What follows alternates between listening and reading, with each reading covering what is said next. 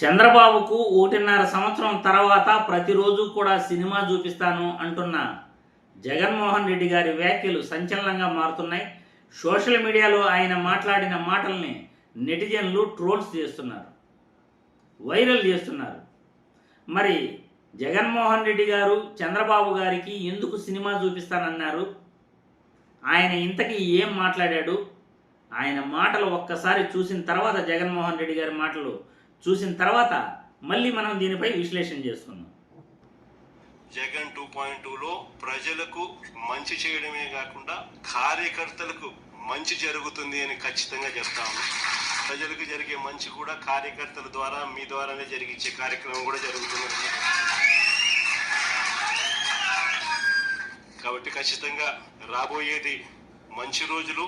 ఇక మిగిలిండేది కేవలం 3 సంవత్సరాలు. ఈ 3 సంవత్సరాల్లో కూడా ఇంకో 1.5 సంవత్సరం ఇలా గడిచిపోయింది అంటే ఆ తర్వాత ఎలాగో చివరి 1.5 సంవత్సరం నా పాదయాత్ర కూడా ఎలాగో జరుగుతుంది. ఆ తర్వాత చంద్రబాబు నాయుడు ప్రతిరోజు సినిమా చూపించే కార్యక్రమం ప్రతిరోజు జరుగుతుంది.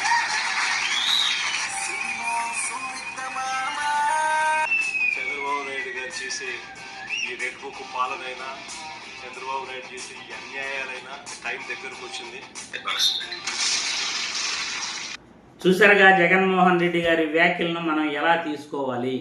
ఈ సోషల్ మీడియాలో వైరల్ అవుతున్న వీడియో చూసిన తర్వాత ప్రతి ఒక్కరూ కూడా మీ అభిప్రాయాలను కామెంట్ల రూపంలో తెలియజేయాల్సిందిగా వీడియో ద్వారా కోరుతూ, ఇక జగన్మోహన్ రెడ్డి గారి మాటలు నమ్మశక్యమా కాదా? గత ప్రభుత్వంలో జగన్మోహన్ రెడ్డి ఇచ్చిన హామీలు నెరవేర్చాడా లేదా? అసలు ఇంతకీ జగన్మోహన్ రెడ్డి ఏం చేశాడు? ఈ 20 నెలల కూటమి ప్రభుత్వ పరిపాలనలో చంద్రబాబు గారు ఇచ్చిన హామీలు నెరవేర్చాడా లేదా? చంద్రబాబు గారు ప్రజలకు ఏం చేశాడు? మనం ఖచ్చితంగా దీనిపైన విశ్లేషించుకోవాలంటే, ఈ కూటమి ప్రభుత్వ పరిపాలనలో ఈ 2 సంవత్సరాలలో చంద్రబాబు గారు చేసింది శూన్యం. ఏ ప్రభుత్వం అయినా అధికారంలోకి వస్తే విద్య, వైద్య రంగాలు, వ్యవసాయ రంగం, నిరుద్యోగులకు ఉద్యోగాలు ఇవ్వటం, శాంతి భద్రతలు, ఈ 4 రంగాలని ఖచ్చితంగా ఏ ప్రభుత్వం అయినా బాగా చూసుకోవాలి. ఈ 4 రంగాలు ఎప్పుడైతే ఏ ప్రభుత్వంలో అయినా బాగుంటాయో పేదరిక నిర్మూలన జరుగుతుంది. విద్యా రంగం వల్ల పేదరిక నిర్మూలన జరుగుతుంది.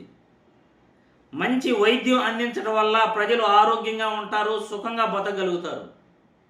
రాష్ట్రంలో శాంతి భద్రతలు ఉండటం వల్ల ప్రతి ఒక్కరూ కూడా హ్యాపీగా ఉంటారు, స్వేచ్ఛగా బతకగలుగుతారు.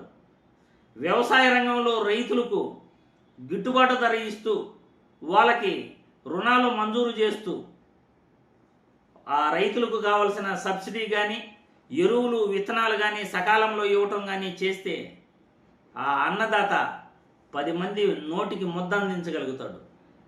ఇది ఏ ప్రభుత్వం అయినా చేయాల్సింది.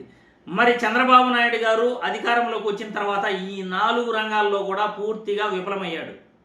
బడుల గురించి ఆయన పట్టించుకున్నాడా చెప్పండి? కానీ జగన్మోహన్ రెడ్డి ప్రభుత్వంలో విద్యారంగం ఎలా ఉందో మీరందరూ కూడా చూశారు. ప్రభుత్వ బడులను బాగు చేశాడు. మీరు సాక్ష్యంగా ప్రతి గ్రామానికి వెళ్ళి ప్రభుత్వ బడులు 2019 తర్వాత ఎలా అభివృద్ధి చెందాయో, వాటి రూపురేఖలు ఎలా మారాయో ప్రతి ఒక్కరూ కూడా మీరు చూడొచ్చు. విద్యారంగంలో సంస్కరణలు తీసుకొచ్చాడు. ఇంగ్లీష్ మీడియం విద్య తీసుకొచ్చాడు. పిల్లలు బడికి వస్తే అమ్మఒడి పథకాన్ని ఇస్తానన్నాడు.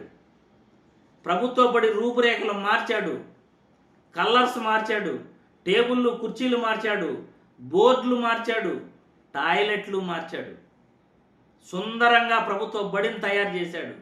ఇంగ్లీష్ మీడియం విద్యతో పాటు ఎన్సీఆర్టీ బుక్స్, సెంట్రల్ సిలబస్ను క్లాస్ రూముల్లో బోధించాడు. ఇంటర్నేషనల్ బకాలరేట్ ఐబీ తీసుకొచ్చాడు ప్రభుత్వ బడుల్లో.